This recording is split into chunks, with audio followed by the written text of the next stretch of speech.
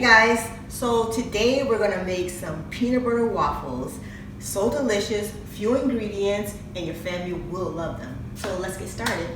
So we'll need 2 tablespoons of cream cheese, 1 tablespoon of butter, 4 tablespoons of peanut butter. So I like to use the natural peanut butter because it's more burst of flavor and less negative ingredients. So if you get some peanut butter, make sure it just says on the back of the label peanuts, and that's it, okay? And we have 2 tablespoons of heavy whipping cream, about 10 to 15 drops of stevia, just original stevia, not plain basically, and half a teaspoon of baking powder, and 2 eggs. All right, so let's get started. So what we're gonna do is take the cream cheese, put it in a bowl. Make sure you use a microwave safe bowl so that it doesn't, melt in there. Take the butter, and we're gonna take the 4 tablespoons of all natural peanut butter. Get that in there. This is my husband's favorite thing, peanut butter. Almost peanut butter everything, okay? Put that in there, and we're going to put it in the microwave for about 30 seconds, okay? Let's get it in there. 30 seconds.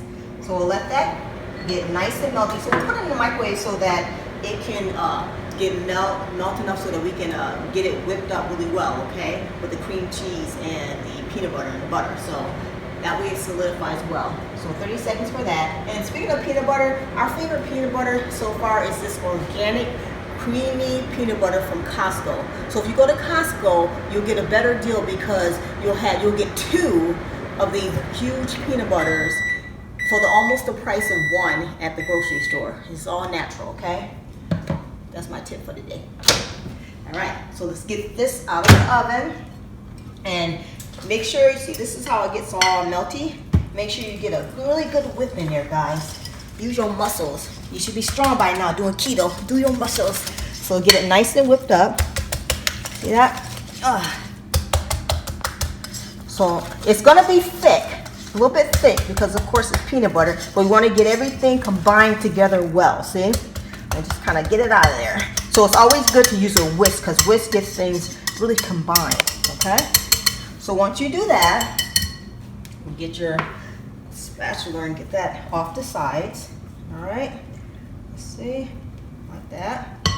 All right, so then you're gonna add in, your heavy whipping cream. Remember that's 2 tablespoons of heavy whipping cream. Get that mixed up a little bit. I like to do steps because it just helps things to get nice and smooth when you do the steps, you know? So that's how that looks.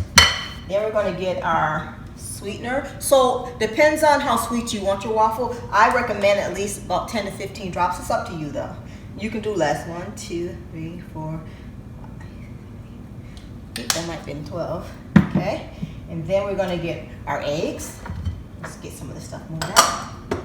So a lot of people ask, should they use like the farm raised eggs? You know, all depends on the keto diet. So many people get the like grass-fed meats and stuff like that. We definitely like to do that in our home. But just get yourself some good pasteurized eggs. These were large eggs, okay?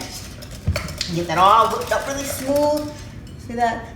So this is the reason why I do steps because, so for instance, if you add your baking powder in here, you don't want to get clumps of baking powder in there, so when you bite it, it'll get bitter. So you want to make sure you do these steps. Get it nice and creamy, like that. Okay? Now we'll add our baking powder last, okay?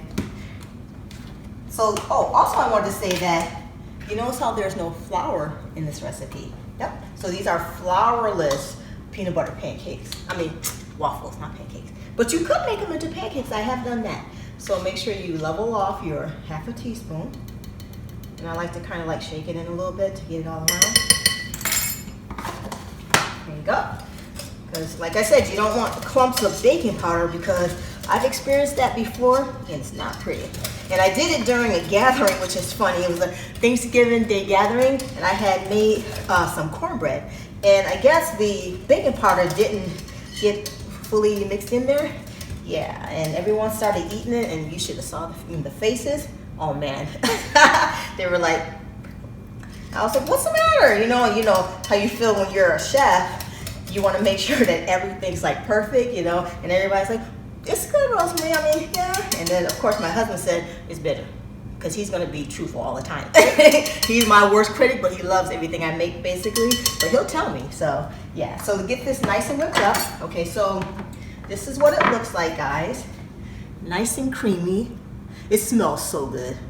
All I smell is like peanut buttery. It's so good. So you get it nice and creamy. I always like to take some of the stuff off the sides, the batter off the sides, to make sure it's fully creamed and fully mixed. There you go. So now what we're gonna do is be sure to preheat your waffle iron, whatever the manufacturer says on the label. Preheat your waffle iron, and then grab yourself a ice cream scoop, because I use an ice cream scoop to scoop up like for pancakes or for waffles. It makes it easier, okay? So we're gonna go ahead and put it in the waffle iron, okay? Here we go. Okay, so we got the waffle iron nice and hot. For my waffle iron, the Toastmaster waffle iron we have, it's a Belgian waffle, so you can use whatever type of waffle iron you have, of course. It'll depend. For my waffle iron, it uses all the batter. So it depends on the size of your waffle iron, so you might do a couple steps, you know, a couple rounds of making your waffles, okay? So we have our cookie scoop. Oops, sorry. This is an ice cream scoop, because that'll be a big cookie. Probably be tasty though. So anyway, we have our ice cream scoop, and we have our batter right here. I already pre-oiled my waffle iron with some coconut oil cooking spray I get from Trader Joe's. All right, super cheap and expensive. Ooh. So it's nice and hot. So this generally takes all the batter. So we're going to take a full scoop, kind of put it in the center, but kind of a little bit towards the center, but not too much on the outer portion, because it's going to try to spread itself out. So fill up each cavity like that. I like some big waffles, you know. And you know what's will be really good with these waffles, guys? On our website, we have some Blackberry Jam. So you're gonna close the waffle iron, and that Blackberry Jam is amazing. It kind of makes you feel like you're eating peanut butter and jelly, but for breakfast. Put a little bit of that on there, put a little bit of a syrup on there. So delicious. So we're gonna let this cook. Generally for my waffle iron, it'll turn red, or it'll turn green when it's ready to cook, and red when it's ready to take out. But doesn't always work, okay? Because this is an older seasoned waffle iron, and I love it, but it doesn't always play nice. So I have to keep an eye on it. And I don't know how your waffle iron is, but mine, you have to keep an eye on it. Wait for it you'll see a lot of steam at first, but the steam will kind of subside once the waffles are done. So I say about most waffle irons between 3 to 5 minutes or less sometimes. So just keep an eye on it. Yeah. Ooh, it's so good, guys. If you smell this, it almost smells like peanut butter cookies. That's what it smells like. So good. So let's get this. And wait, I'm gonna try not to peek, because I get kind of excited. Try not to peek. Yeah.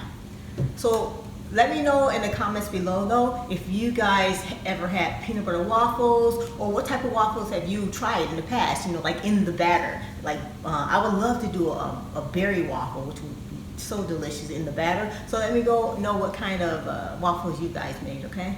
And what's your favorite flavor? Let's see. Okay, so it's starting to get really steamed up in there. I'm ready. My husband's ready too, he says.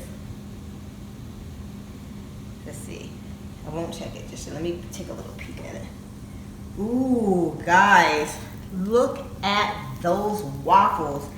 Woo! So delicious. Okay, so let's move this out the way. Let's get our plate.